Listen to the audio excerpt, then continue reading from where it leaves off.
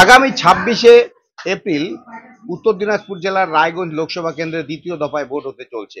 হাতে গোনা বা করে গোনা মাত্র কটা দিন বাকি রয়েছে।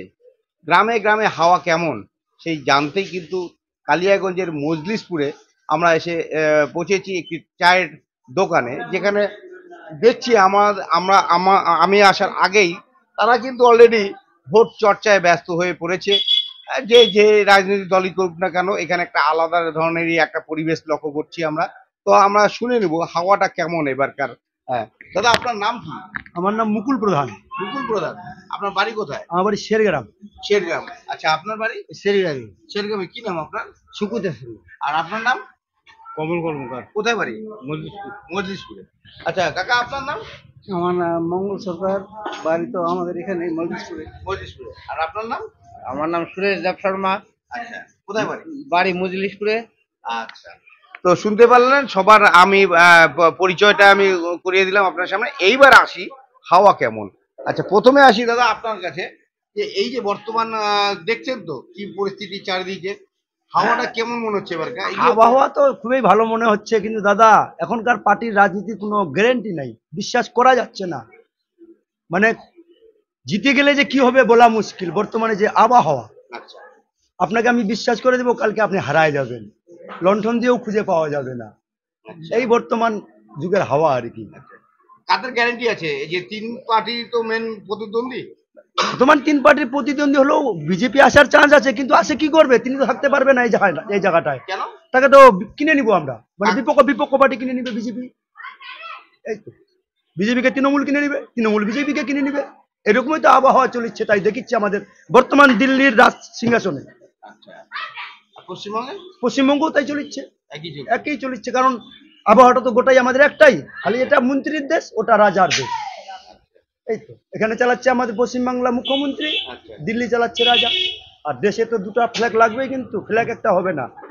এক ফ্ল্যাগে লড়াই ভালো হবে না, ফ্ল্যাগ দুটোই লাগবে। কিন্তু রাজনীতি চাল বোঝা যাচ্ছে না, এরা কোথায় যায় মাথা তুলে দেখবে এটা বোঝা মুশকিল।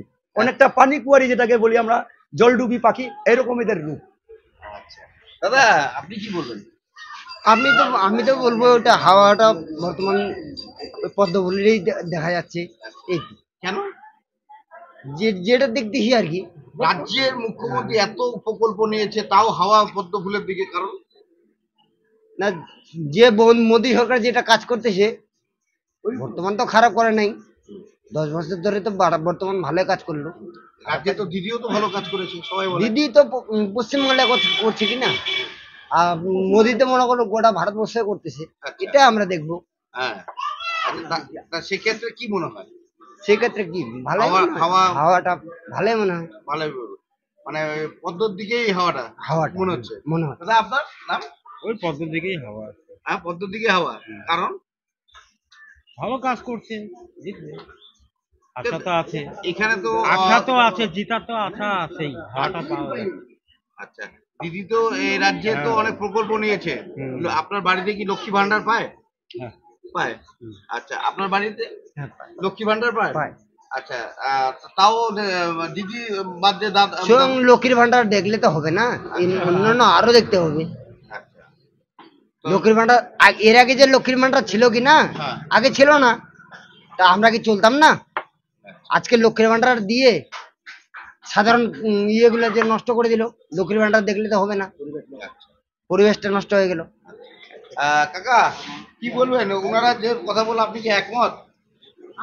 আমি আর কি বলবো, হ্যাঁ সবাই ভালো, কাউকে খারাপ বলা যাবে না, কিন্তু নেতা করলেই খারাপ। ওরা এদিক ওদিক চলে যাচ্ছে, কাকে বিশ্বাস করবো? কি আশা করেন? হ্যাঁ, কি আশা করেন নেতাদের কাছ থেকে? আমরা আবার কি আশা করব? যদি দেয় তাহলে আবার কে ছাড়ে? আচ্ছা, হ্যাঁ, ওটাই আমরা আশা করব। কি মনে হচ্ছে এবার হাওয়াটা কিরকম? হাওয়াটা বর্তমানে দেখতেছি বিজেপিরই হাওয়া। বিজেপির হাওয়া। আচ্ছা, রাজ্যে অনেকে বলে যে রাজ্যের মুখ্যমন্ত্রী এখানে অনেক প্রকল্প নিয়েছে, তাও বিজেপির হাওয়াটা কেন বেশি? হাওয়াটা দেখতেছি তাই আর কি। এখন কেন বেশি কেন না ওটা তো বলা মুশকিল।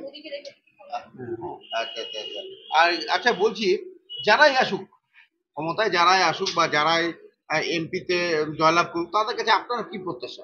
না, তাদের কাছে আমার প্রত্যাশা কি, তারা তো ওই যে ঠিক মতন তাদের কথা পালন রাখতেছে না, বলছে একটা করছে একটা, হয়ে যাচ্ছে একটা। এটাই আমার মানে মনের থেকে এটাই আমার সব থেকে বড় প্রশ্ন আর কি কি। আশা করেন তাদের কাছে?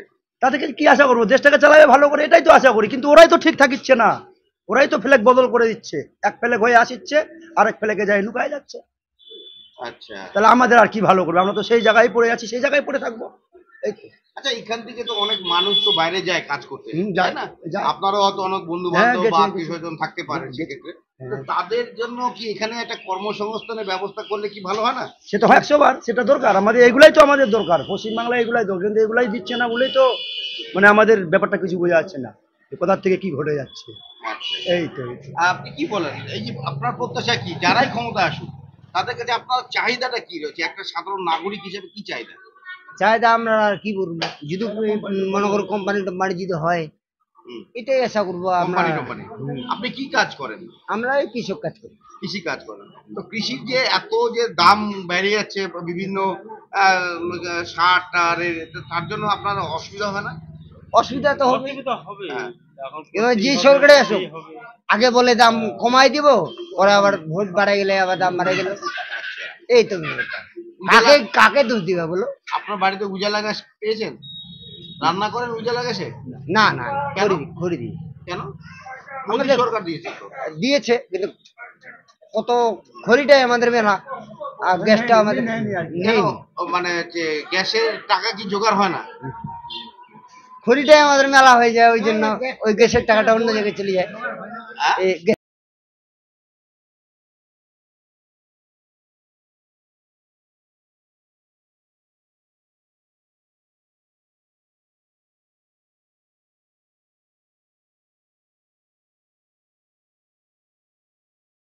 আপনি কি একজন বইপ্রেমী, কিংবা আপনি কি বই পড়তে ভালোবাসেন কিন্তু আপনার পছন্দ মতো বই কোথা থেকে ক্রয় করবেন ভাবছেন?